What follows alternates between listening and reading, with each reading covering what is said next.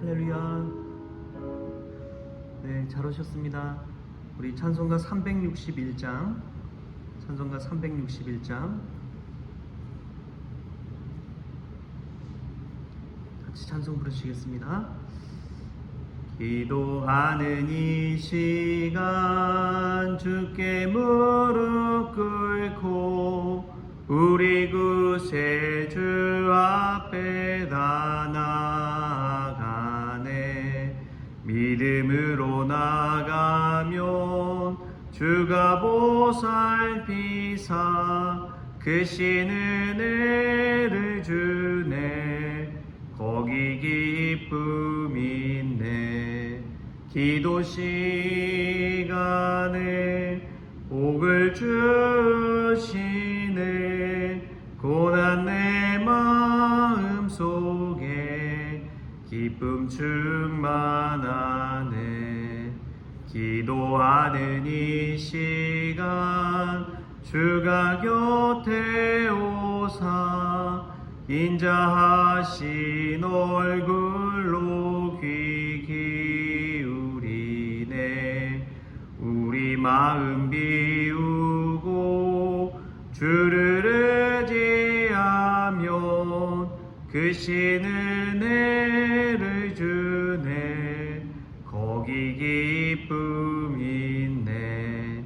기도 시간에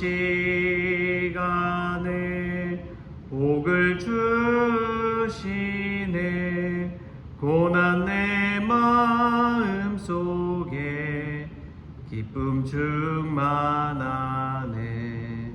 기도하는 이 시간 주께 엎드려서 은밀하게 구할 때 곧 응답받네. 잘못된 것 아뢰면 측은히 여기사 크신 은혜를 주네. 거기 기쁨이 있네. 기도 시간에 복을 주시네. 고난 내 마음 속에 기쁨 충만하네. 기도하는 이 시간 주를 의지하고 크신 은혜 구하면 꼭 받으리라. 의지하는 마음에 근심 사라지고 크신 은혜를 주네. 거기 기쁨이 있네. 기도 시간에 복을 주시네. 고난 내 마음 속에 기쁨 충만하네. 우리 같이 사도신경으로 신앙 고백하시겠습니다. 전능하사 천지를 만드신 하나님 아버지를 내가 믿사오며 그 외아들 우리 주 예수 그리스도를 믿사오니 이는 성령으로 잉태하사 동정녀 마리아에게 나시고 본디오 빌라도에게 고난을 받으사 십자가에 못 박혀 죽으시고 장사한 지 사흘 만에 죽은 자 가운데서 다시 살아나시며 하늘에 오르사 전능하신 하나님 우편에 앉아 계시다가 저리로서 산자와 죽은 자를 심판하러 오시리라. 성령을 믿사오며 거룩한 공회와 성도가 서로 교통하는 것과 죄를 사하여 주시는 것과 몸이 다시 사는 것과 영원히 사는 것을 믿사옵나이다. 아멘. 오늘 함께 볼 말씀은 요한복음 3장 22절에서 30절까지 말씀 우리 같이 보겠습니다. 요한복음 3장 22절부터 30절까지 말씀 우리 같이 한 목소리로 읽겠습니다. 그 후에 예수께서 제자들과 유대 땅으로 가서 거기 함께 유하시며 세례를 베푸시더라. 요한도 살렘 가까운 에논에서 세례를 베푸니 거기 물이 많음이라. 그러므로 사람들이 와서 세례를 받더라. 요한이 아직 옥에 갇히지 아니하였더라. 이에 요한의 제자 중에서 한 유대인과 더불어 정결 예식에 대하여 변론이 되었더니 그들이 요한에게 가서 이르되 랍비여, 선생님과 함께 요단강 저편에 있더니 곧 선생님이 증언하시던 이가 세례를 베풀매 사람들이 다 그에게로 가더이다.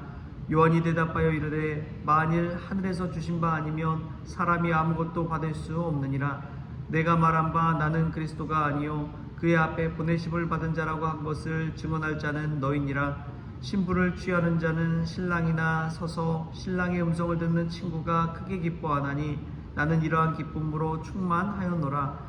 그는 흥하여야겠고 나는 쇠하여야 하리라 하니라. 아멘. 할렐루야. 말씀 가운데 귀한 은혜가 저와 여러분에게 있기를 소망합니다.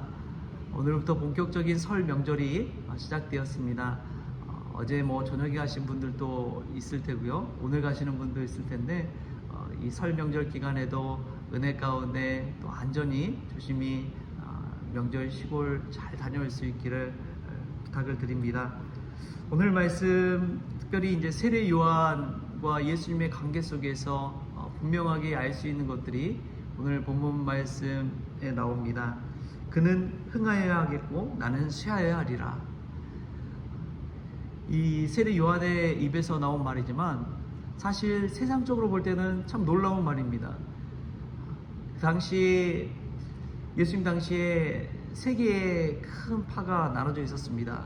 바리새파, 사두개파, 그리고 에세네파입니다.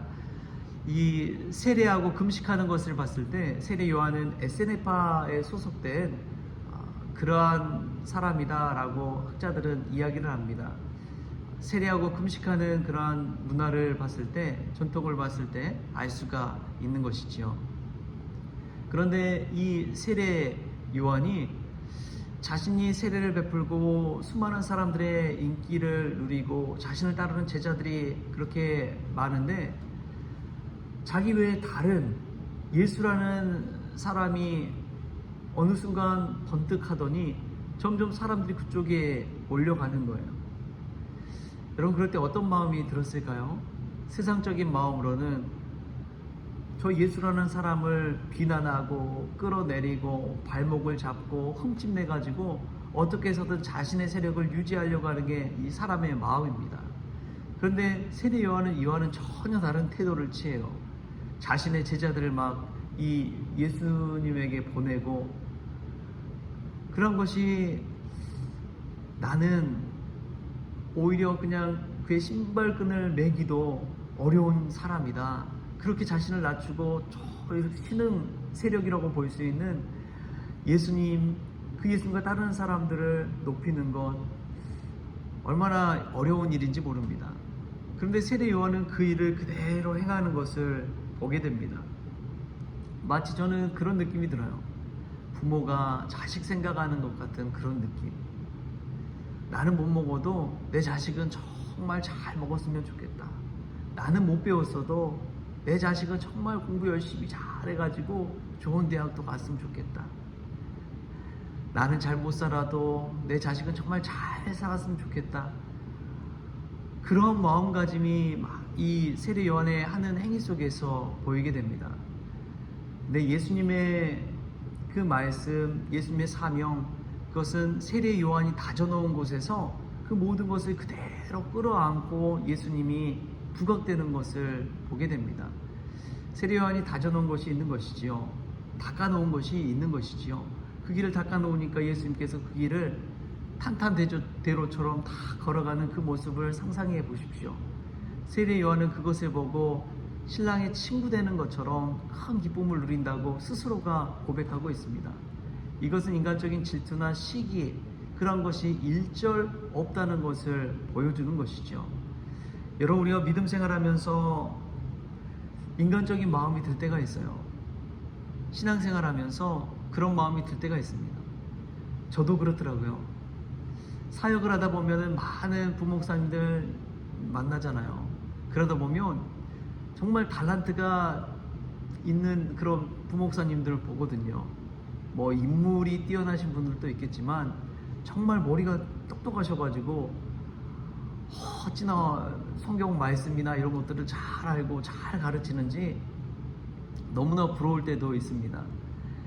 근데 그것을 보면 은근히 인간적으로 시기하고 질투하는 마음이 내 안에 막 있는 거예요. 인간이니까 그렇더라고요.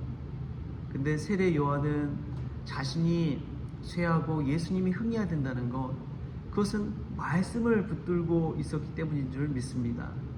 인간적인 것이 아니라 하나님의 말씀과 사명만을 바라보며 사는 사람에게는 이러한 삶을 살 수 있구나라는 것을 깨닫습니다. 사도 바울도 마찬가지지요. 그 많은 교회들을 다 세워놓고도 그가 그 교회를 떠나서 흔쾌히 디도에게 교회를 맡길 수 있었던 것은 자신은 쇠하야겠고 디모데와 디도 또 하나님의 교회는 흥하야겠다, 그러한 마음이 있기 때문에 가능한 것이지요. 여러분, 우리 안에 있는 마음은 어떻습니까? 나보다 더 예수님 잘 섬기는 사람 보면은 때로는 질투날 때도 있잖아요. 나보다 더 기도 잘하는 사람 볼 때 있으면 마음이 오히려 좀 불편한 뭔가가 있지 않습니까? 그러나 우리가 사명을 받은 크리스천이라면 나는 쇠하겠고 그는 흥하여야 하리라, 이러한 마음가짐이 있을 수 있기를 소망합니다. 공부해서 남 잘되게 도와줄 수 있는 사람, 그러한 사람이 바로 크리스천인 줄 믿습니다. 또 세례 요한을 보면은 자기 늘 다음을 준비하고 있다는 것을 알 수가 있습니다. 자신이 쇠하고 예수님이 흥하게 된다는 것, 그리고 자신의 제자 중에 있던 안드레 같은 사람이 예수님의 제자가 되어서 또 섬길 수 있는 그 모습을 보는 것, 그리고 자기뿐만 아니라 오늘 말씀에 보면은 이런 말씀을 해요. 28절 말씀 우리 같이 한번 읽어볼까요? 28절 함께 읽겠습니다. 시작. 내가 말한 바 나는 그리스도가 아니요 그의 앞에 보내심을 받은 자라고 한 것을 증언할 자는 너희니라. 아멘. 이 세례 요한의 제자들에게 오히려 이렇게 이야기하고 있습니다. 그의 앞에 보내심을 받은 자라고 한 것을 증언할 자는 너희니라. 너희가 바로 예수님을 증언할 자라고 오히려 이야기하고 있는 것이죠. 자신의 제자들에게도 너희들은 예수님을 증언할 자다 라고 당부하고 권면하고 있는 모습을 볼 수가 있습니다. 자기 다음에 예수님을 생각한 것이지요. 여러분, 우리는 늘 다음을 준비해야 됩니다. 멀리 내다보고 지금만 바라보면서 사는 것이 아니라 이 다음을 준비하면서 살아야 되는 거예요. 제가 성원교회 와서 우리 여기 노예 목사님들한테 자주 들은 이야기가 무엇이냐면, 이선영 목사님은 성원교회 와서 뭐 맨날 봉사만 하는 것 같다, 그런 이야기를 하시더라고요. 맨날 뭐 고치고 막 그런 것만 하는 것 같다. 생각해 보니까 2022년에 처음 와서 이제 여기 본당이랑 뭐 우리 한식교회 재능기부팀이 와가지고 막 고쳐주고 하던 그런 일이 있었죠.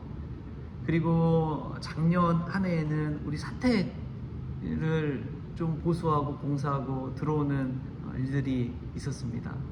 또 올해는 이제 1층을 또 이렇게 손봐가지고 저희가 또 교회가 온전히 교회로 쓸 수 있도록 하는 일들을 할 예정입니다. 2022년, 2023년, 2024년 뭔가를 계속해서 봉사하는 그런 느낌이 계속 있는 것이지요. 그러나 우리는 늘 그 다음을 준비해야 합니다. 다음을 준비하는 자에게 미래는 없는 것이지요. 설 명절이 되어서 인사를 다녀왔어요. 저희 강남 대청교회 저희 이제 취임식 할 때 오셨던 강남 대청교회 장인덕 목사님, 그리고 또 한신교회 강영규 목사님 찾아뵙고 감사 인사를 드리고 왔습니다. 근데 강영규 목사님들 하시는 말씀이 그런 말씀이었어요. 늘 다음을 준비해라. 찬양단을 꾸리더라도 1기만 꾸려서 하는 것이 아니라 2기, 3기를 늘 준비하고 키우고 설 수 있도록 훈련시키고 공부시켜라. 그러한 이야기를 늘 하셨습니다. 미래가 있다는 것은 무엇일까요? 다음을 준비해가는 것인 줄 믿습니다. 그럼 믿음의 다음, 미래를 준비하기 위해서는 지금을 잘 가꿔야 되는 줄 믿습니다. 지금 기도하고 지금 헌신하고 지금 섬기고 지금 순종하고 그럴 때에 다음도 있는 것이지요. 다음을 준비하면서 우리가 오늘 또 이 새벽에 깨어 기도하고 하나님 말씀 붙들고 살아갈 수 있기를 축복합니다. 여러분의 지금 모습을 보고 우리의 등 뒤의 모습을 보고 우리 자녀들이 우리 다음 세대가 믿음의 길을 걸어가기 때문에 그렇습니다. 우리에게 믿음의 다음, 믿음의 미래가 활짝 열려질 수 있기를 주신 예수님의 이름으로 축복합니다. 그래서 세례 요한의 말씀대로 나는 쇠하겠지만 우리는 흥하는, 다음은 더 흥하는 그러한 하나님의 은혜가 저희들의 삶과 가정과 교회에 이루어질 수 있기를 주신 예수님의 이름으로 축원합니다. 기도하겠습니다. 주신 하나님 감사합니다. 오늘도 부족하지만 하나님 앞에 나왔습니다.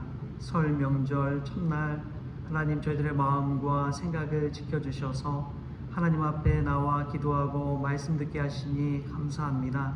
그는 흥하여야겠고 나는 쇠하여야 하리라.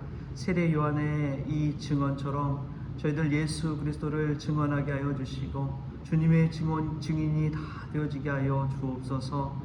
깨어 기도할 때에 늘 다음을 준비하고 하나님 앞에 나아가기를 원합니다. 헌신할 수 있을 때 헌신하게 하시고 섬길 수 있을 때 섬기게 하시고 기도할 수 있을 때 기도하는 그런 종들 다 되어지게 하여 주옵소서.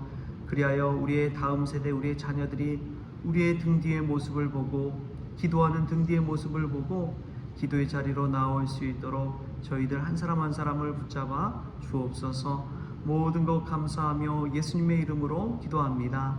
아멘. 우리 주기도문으로 오늘 새벽 기도를 마치겠습니다. 하늘에 계신 우리 아버지여, 이름이 거룩히 여김을 받으시오며 나라가 임하시오며 뜻이 하늘에서 이루어진 것 같이 땅에서도 이루어지이다.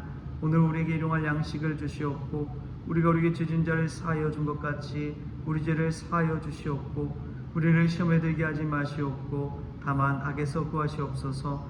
나라와 권세와 영광이 아버지께 영원히 있사옵나이다. 아멘.